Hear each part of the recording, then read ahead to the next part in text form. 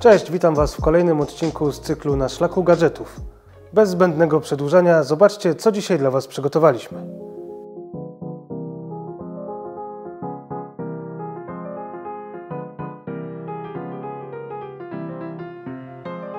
Na pierwszy ogień chciałem Wam pokazać urządzenie, które możecie ocenić, że już było na naszym kanale, ale nie do końca, ponieważ było w trochę innej wersji. Tak, jest to komputer pokładowy z możliwościami podglądu parametrów na żywo oraz kasowania błędów. Ale czym się różni od tego, co było?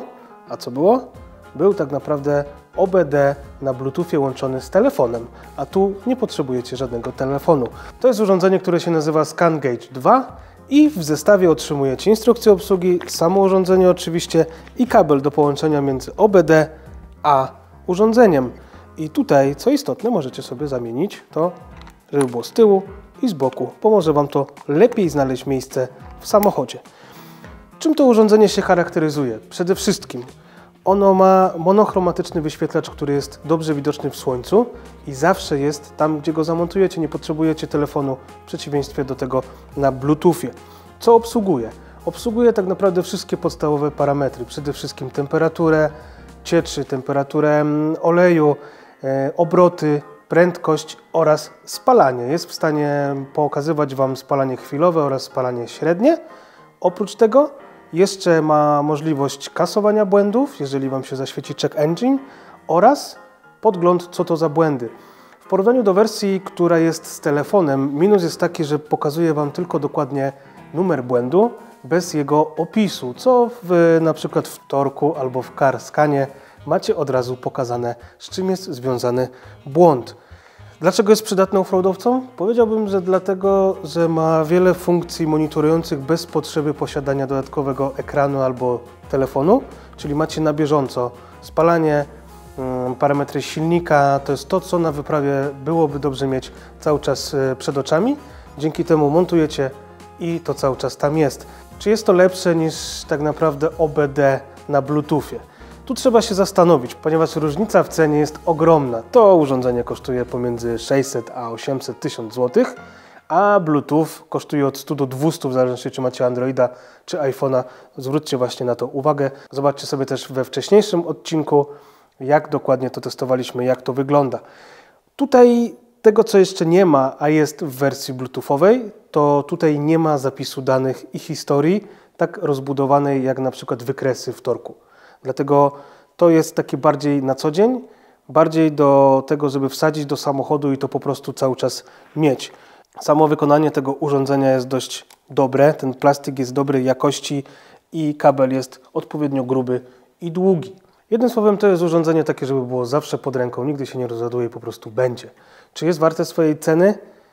Nie jestem pewny, bo są inne urządzenia, które są na pewno tańsze, ale czy łączą te funkcje wszystkie, żeby były w jednym takim całym urządzeniu? Parametry, kasowanie błędów i informacje o średnim spalaniu, w ogóle informacje o spalaniu.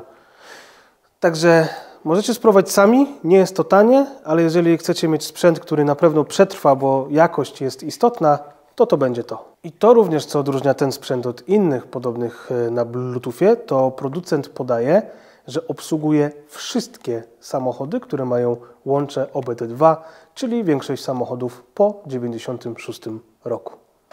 Connecting, no. I co, już go wyłączyło? Czy już nie działa?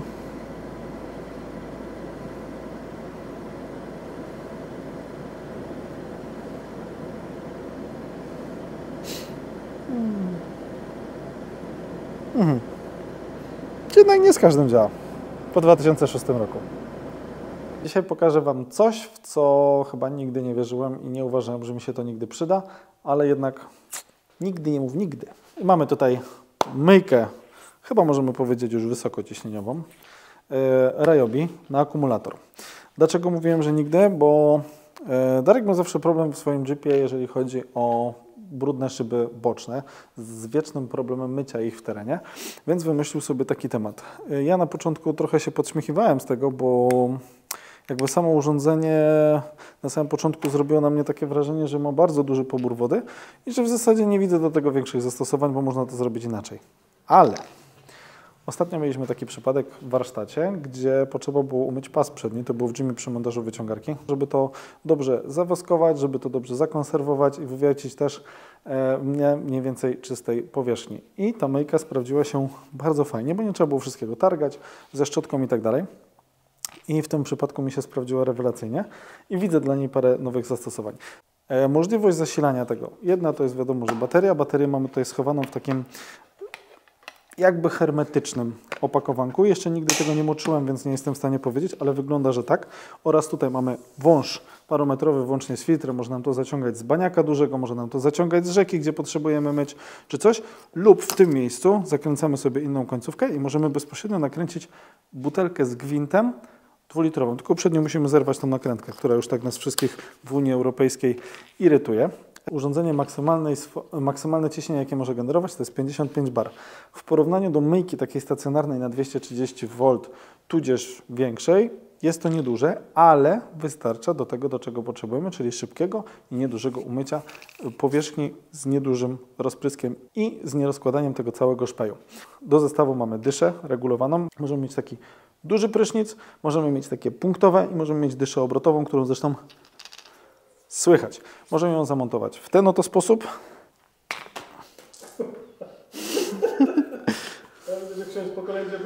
Tak. Możemy zamontować to z taką oto przeduszką lub bez takiej przeduszki w takiej oto skróconej wersji, więc do mycia gdzieś tam precyzyjnych rzeczy może się to w warsztacie fajnie przydać. Pod spód sobie podkładamy jakiś pojemnik i lecimy sobie z całością. Oczywiście do mycia okien i tak dalej. Jest to fajne rozwiązanie, ale zaznaczam, do mycia całego samochodu musicie mieć dobry zapas baterii i albo duży zbiornik wokół, albo jakiś naprawdę duży baniak. Jest to myjka, bym powiedział, doraźna, ale na pewno niedługodystansowa. Bateria, jaką tutaj możecie sobie założyć, wszystkie baterie z systemu Ryobi na 18 V. Przy baterii 18V, 5 Ah przy pełnej mocy możemy pracować około 20 minut, więc warto mieć albo zapas, albo ładowarkę w okolicy. Generalnie, jeżeli macie swój system Ryobi, to znaczy macie już system w jakiś wejdziecie, czyli czy to Ryobi, czy to inna marka, czy Milwaukee, czy EG, fajnie jest na tym pracować, ponieważ mamy te same baterie i teraz już te firmy tak podeszły do tematu, że mamy te same baterie, różne urządzenia. Tak jak my tutaj w garażu mamy parę urządzeń, które tak naprawdę nie ma swojej dedykowanej baterii, tylko po prostu bierzemy z innych. Więc tutaj w całym tym systemie, dokupując same urządzenie gołe bez baterii, naprawdę fajnie się to sprawdza. A kolejną rzeczą, którą chciałbym Wam pokazać, to jest Vaillant Turbo Fan. I zastanawiacie się, co to jest, fajna nazwa. To jest tak naprawdę dmuchawka. I tych dmuchawek bardzo dużo było pokazywanych, oferowanych, reklamowanych gdzieś na AliExpress i podobnych, ale uwaga, nie natnijcie się, niektóre z nich, te tańsze, w ogóle się do niczego nie nadają. Cena tej, którą znalazłem, to jest chyba 200-250 zł. Damy Wam linka w opisie, możecie sobie zobaczyć. I mogę potwierdzić, że ta spełnia pokładane w niej oczekiwania. Trochę o parametrach tego urządzenia. Przede wszystkim to, czym producent się chwali, czyli 140 000 obrotów na minutę. Nie jestem pewny, czy akurat tyle jest, tego nie mierzyliśmy, wierzymy na słowo lub nie. Ale to, co jest odczuwalne, aczkolwiek też nie byliśmy w stanie tego zmierzyć, to podobno prędkość wiatru, która z tego wychodzi, 223 km na godzinę. Całość waży 309 gram, a najwięcej z tego waży akumulator, który ma 4000 mAh. Ładuje się około 2 do 3 godzin, a w zestawie jest dołączony kabel USB-C do jego ładowania. Jeśli chodzi o czas użytkowania, to zależy od tego, jak ustawicie to pokrętło. To pokrętło służy od tego, żeby wyregulować sobie obroty od najniższych do najwyższych. Myślę, że na maksa popracuje to około kilku minut, 5, max 10, w zależności od obrotów. Musicie też zauważyć, że oczywiście sprawność tego urządzenia spada wprost proporcjonalnie do rozładowywania akumulatora. Dużo powiedziałem o samym urządzeniu, ale nie powiedziałem w ogóle, do czego tego używać i po co to jest. U nas to tak się naprawdę zaczęło od tego, że brakowało nam kompresora i wpadliśmy na pomysł, no dobra, zobaczymy, czy to w ogóle da radę.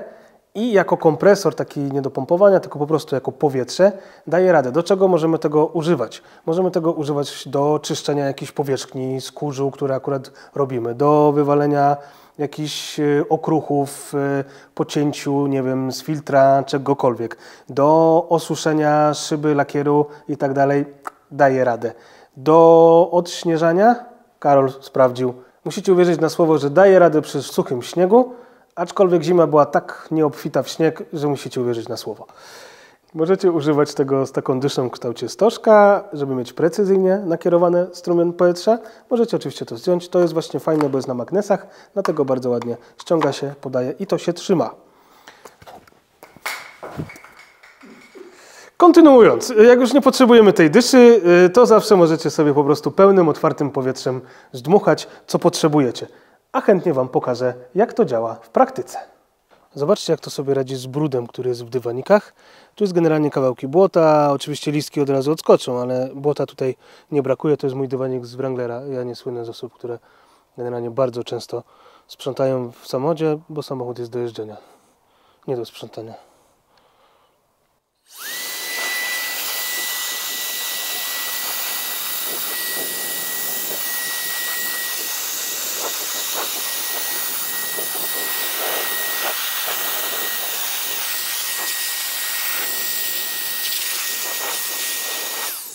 Ani jednego kamyczka.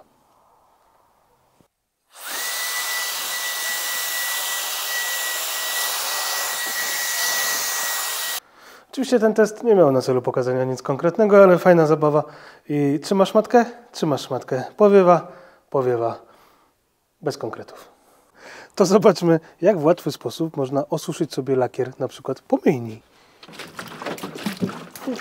Czary mary, zamknąłem samochód, otworzyłem i teraz...